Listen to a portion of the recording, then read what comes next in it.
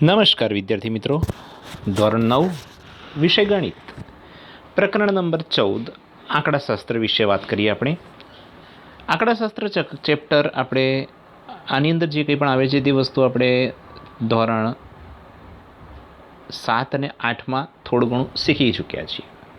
Okay, સૌથી પહેલાં આપણે વાત કરીએ તો આપણે અમુક હકીકતો કે આંકડાકીય માહિતી કે કોષ્ટક કે આલેખો વગેરેના સ્વરૂપમાં રોજ પુષ્કળ પ્રમાણમાં આપણને માહિતી મળતી રહે છે. ઓકે, આ બધી માહિતી આપણને ક્યાંથી મળે છે? તો કે દૈનિક પત્રો, ટેલિવિઝન, સામાયિકો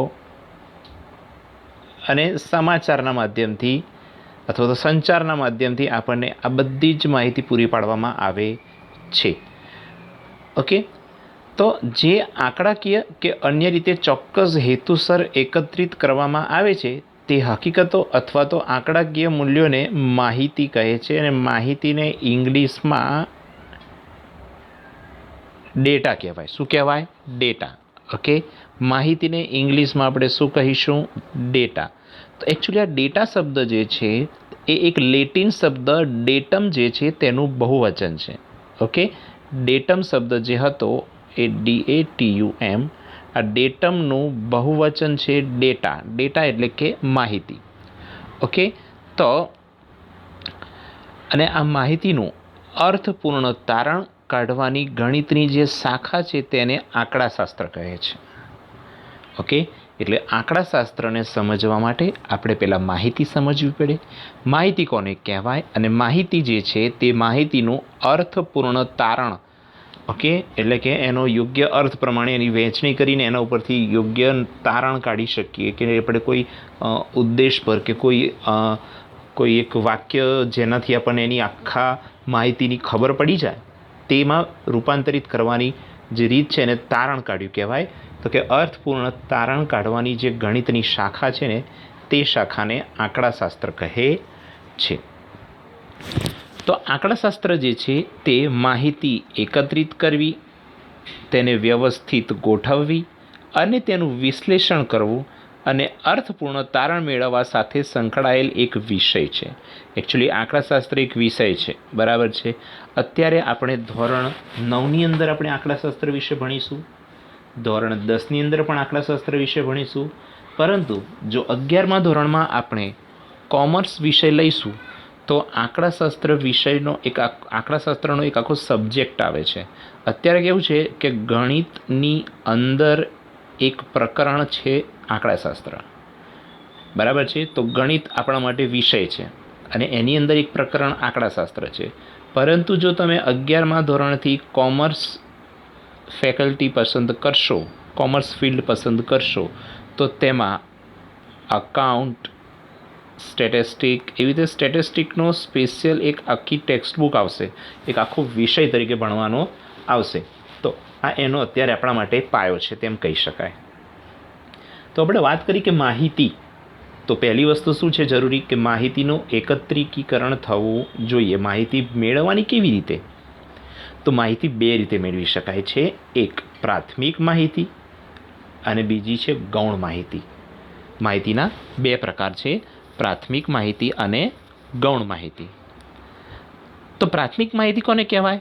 તો કે જ્યારે તપાસ કરતા, એટલે જે પણ વ્યક્તિ તપાસ કરી રહ્યું હોય તે કે કોઈ ચોક્કસ હેતુ ધ્યાનમાં રાખીને તેણે જાતે માહિતી મેળવી હોય ત્યારે તે માહિતીને આપણે પ્રાથમિક માહિતી કહીશું. પ્રાથમિક માહિતીને ઇંગ્લિશમાં પ્રાઇમરી ડેટા કહેવાય. શું કહેવાય? Primary data. ઓકે, થોડું ડિટેલમાં સમજીએ. તપાસ કરતાએ કોઈ ચોક્કસ હેતુ ધ્યાનમાં રાખીને તેણે જાતે જ માહિતી મેળવી હોય ત્યારે તેવી માહિતીને આપણે પ્રાથમિક માહિતી કહીશું. જેમ કે તમે શાળામાં હાજર હો અને તમને એમ કહેવામાં આવે કે શાળાના કેમ્પસની અંદર રહેલા વૃક્ષોની સંખ્યા જાણી લાવો, તો દરેક વિદ્યાર્થી જશે અને દરેકે દરેક વૃક્ષ ગણીને એની સંખ્યા મેળવશે. તો એ જે માહિતી છે એ વિદ્યાર્થીએ જાતે મેળવેલી માહિતી કહેવાય. માટે તેવી માહિતીને આપણે કહીશું પ્રાથમિક માહિતી. ઓકે, તો આ થઈ પ્રાથમિક માહિતી વિશેની વાત. તો પછી ગૌણ માહિતી કોને કહેવાય? તે જોઈએ. તો ગૌણ માહિતી એટલે કે જે માહિતી જાતે મેળવેલી ન હોય પરંતુ કોઈ માહિતીના સ્ત્રોતમાંથી માહિતી મેળવી હોય તેવી માહિતીને આપણે ગૌણ માહિતી કહીશું, જેને ઇંગ્લિશમાં સેકન્ડરી ડેટા કહેવાય. શું કહેવાય? Secondary data.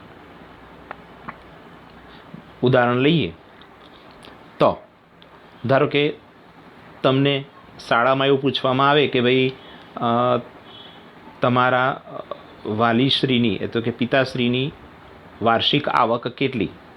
તો દરેક બાળકને પિતાની વાર્ષિક આવક ખબર ના હોય, કારણ કે કોઈના પિતાને ધંધો બિઝનેસ હોય, કોઈના પિતા જોબ કરતા હોય, કોઈના પિતા ફાર્મિંગ એટલે કે ખેતીનું કામ કરતા હોય, તો એમની ફાઇનલ આવક વિદ્યાર્થીને ખબર હોય નહીં. તો તેવી માહિતી માટે આપણે શું કરવું પડે? તો તેવી માહિતી આપણે શું કરવું પડે? તો ક્લાર્ક ઓફિસમાં જઈએ અને તમારા એડમિશન વખતે જે ફોર્મ ભર્યું હોય એ ફોર્મની અંદર જે માહિતી લખેલી હોય તેમાં તમારા વાલીની વાર્ષિક આવક એવું લખેલું હોય છે. તો એ આવકની અંદરથી આંકડો જોઈને આપણે કહી શકીએ કે તમારા વાલીની વાર્ષિક આવક આટલી છે. તો તે માહિતી તમે પણ જાતે નથી મેળવી કે શિક્ષકે પણ જાતે નથી મેળવી, પણ તે માહિતી આપણને ક્લાર્ક ઓફિસમાંથી આપવામાં આવી છે, માટે તેવી માહિતીને આપણે ગૌણ માહિતી કહીશું કે જે બીજાના દ્વારા મેળવવામાં આવેલી માહિતી છે. ઓકે, તો આ વાત થઈ ગઈ આપણે ગૌણ માહિતી વિશેની.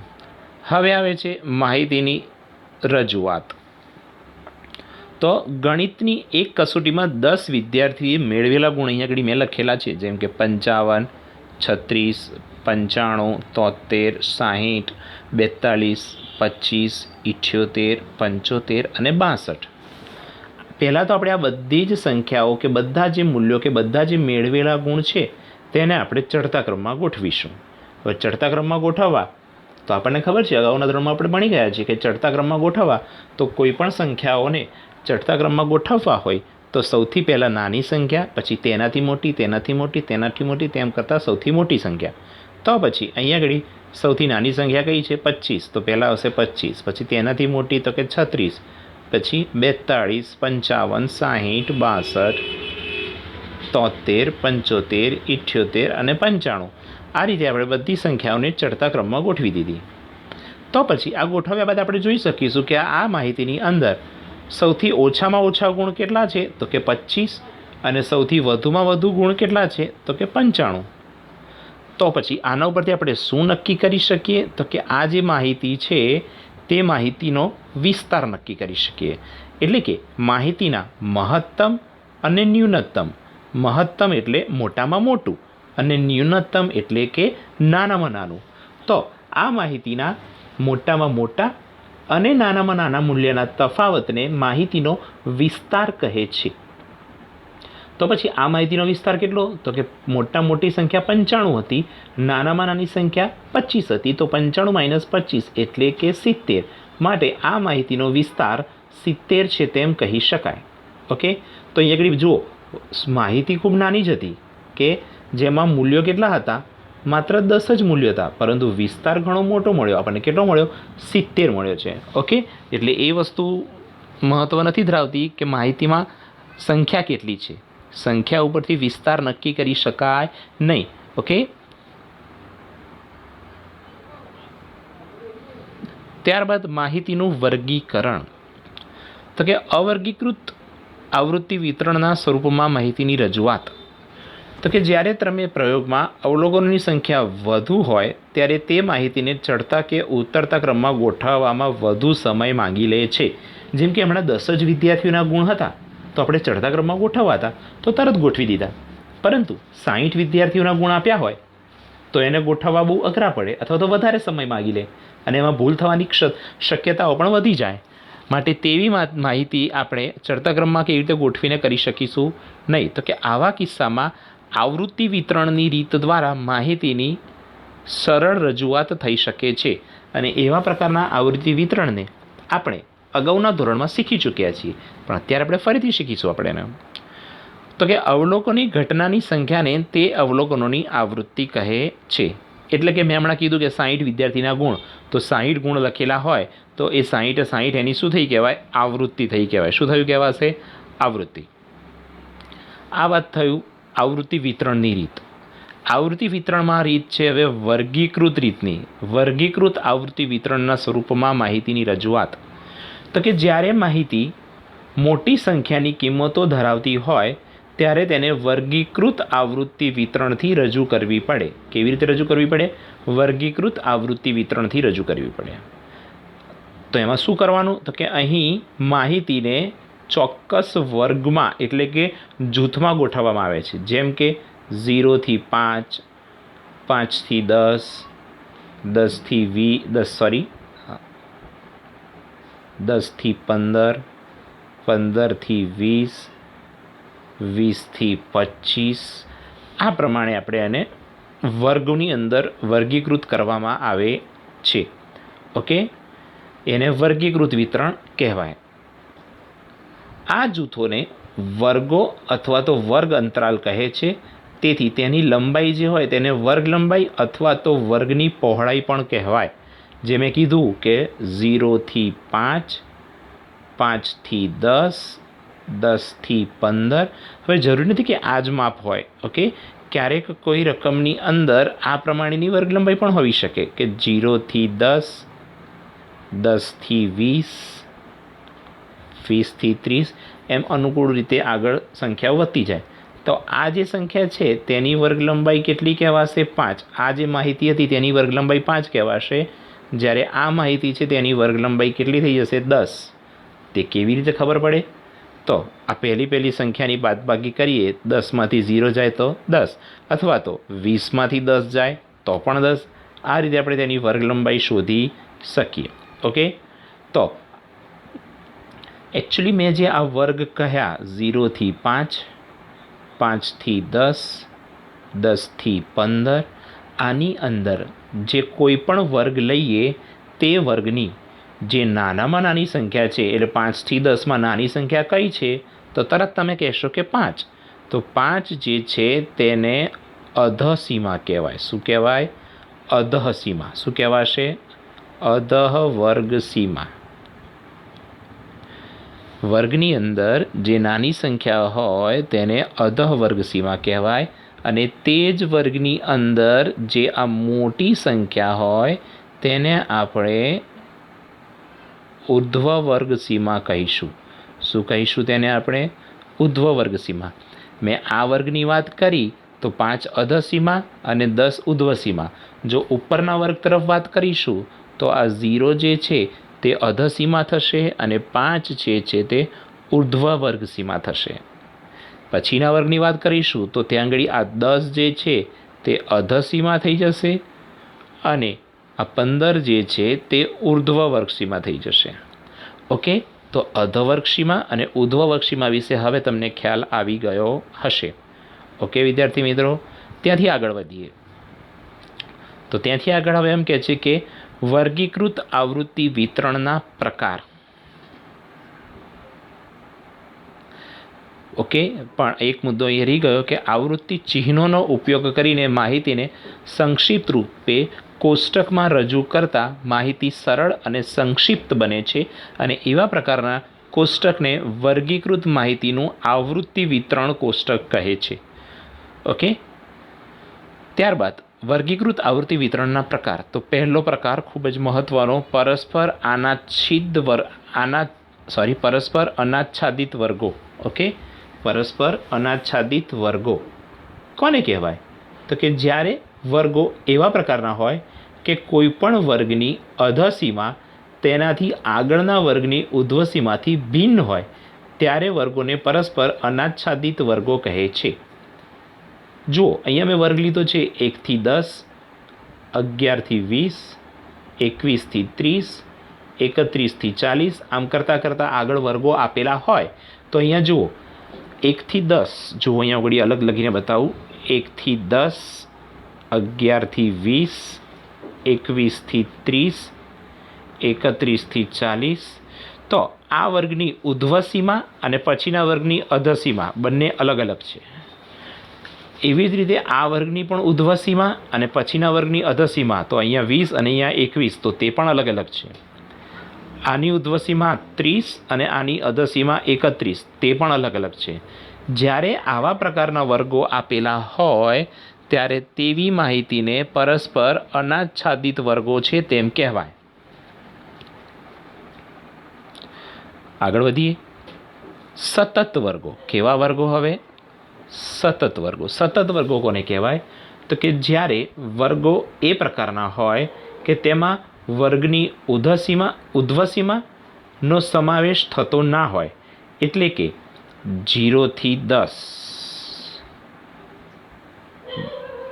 10 થી 20, 20 થી 30, 30 થી 40. બીજી રીતે કહીએ તો હમણાં જે સમજ્યા હતા એ પ્રમાણે અહીંયા જો આ વર્ગની ઉધ્વસીમા અને પછીના વર્ગની અધસીમા સરખી છે. અહીંયા પણ ઉધ્વસીમા 20 અને અધસીમા 20 સરખી છે. અહીંયા પણ 30, અહીંયા પણ 30 સરખી છે. તો આવી પ્રકારની જે માહિતી હોય તો તેવા વર્ગોને સતત વર્ગો છે તેમ કહેવાય. કેવા વર્ગો કહીશું આપણે એમને? સતત વર્ગો. બીજી વસ્તુ કે જ્યારે પણ આપણને સતત વર્ગો આપેલા હોય તો કે 0 થી 10, 10 થી 20, 20 થી 30, 30 થી 40. આમાં પ્રશ્ન એ થાય કે આપણે જો મૂલ્ય 20 લઈએ તો 20 મૂલ્યને કયા વર્ગમાં ગણવો? 10 થી 20માં કે 20 થી 30માં? તો જ્યારે સતત વર્ગો હોય ત્યારે જે મૂલ્ય અહીંયા અધસીમા તરીકે દર્શાવેલું હોય તે વર્ગની અંદર ગણવું. એટલે કે 20ની વાત કરું તો 20 એ 20 થી 30 વર્ગમાં સમાવેશ થઈ શકશે, તેનો 10 થી 20ના વર્ગમાં થઈ શકશે નહીં. કયા વર્ગમાં સમાવેશ થશે? 20 થી 30માં. એવી જ રીતે 30 મૂલ્ય કયામાં આવશે? તો તરત તમે કહેશો કે સર 30 મૂલ્ય, હવે તમે તરત કહી શકો કે 30 મૂલ્ય તો 30 થી 40માં આવે, 20 થી 30માં આવશે નહીં. ઓકે, જ્યાં પૂર્ણ થાય છે એમાં નહીં, જ્યાંથી શરૂઆત થાય છે તે વર્ગની અંદર તેની ગણતરી કરવી પડે. તમને એમ કીધું કે 28 કયા વર્ગમાં આવે? તો તરત કહી શકશો કે 28 તો 20 થી 30માં આવે. 29 તે પણ 20 થી 30માં આવે, પરંતુ 30 તો એ 30 થી 40માં આવશે. તે આ વર્ગની અંદર લઈ શકાશે નહીં. ઓકે, આ કન્સેપ્ટને ખાસ ધ્યાનમાં રાખજો. બસ, તો એ કન્સેપ્ટ ઉપર જ હવે આપણે એક દાખલો જોવાનો છે. દાખલાની અંદર આપણને શું કહ્યું છે? તો દાખલાની અંદર આપણને કહ્યું છે કે 50 વિદ્યાર્થીઓની પૂર્ણાંકમાં સેન્ટીમીટર માપમાં ઊંચાઈ આપેલી છે. તો એની માહિતીમાં આપણને આ બધા 50 વિદ્યાર્થીઓના માર્ક્સ ઊંચાઈ આપેલી છે. તેનું આવૃત્તિ વિતરણ કોષ્ટક તૈયાર કરવાનું છે કે જેમાં એક વર્ગ 160 થી 165, 165 થી 170 હોય. તેના માટે આપણે સૌથી પહેલાં શું કરીશું? તો સૌથી પહેલાં આપણને આ જે માહિતી આપી છે તે માહિતીમાં સૌથી નાનામાં નાની સંખ્યા શોધીશું અને સૌથી મોટામાં મોટી સંખ્યા શોધીશું. તો આની અંદર જુઓ ધ્યાનથી. તો સૌથી નાનામાં નાની સંખ્યા આપણને કઈ દેખાય છે તે જુઓ. તો સૌથી નાનામાં નાની સંખ્યા તમે તરત જ જોઈને કહી શકશો કે સૌથી નાનામાં નાની સંખ્યા તો કે 150 છે. કઈ છે? 150.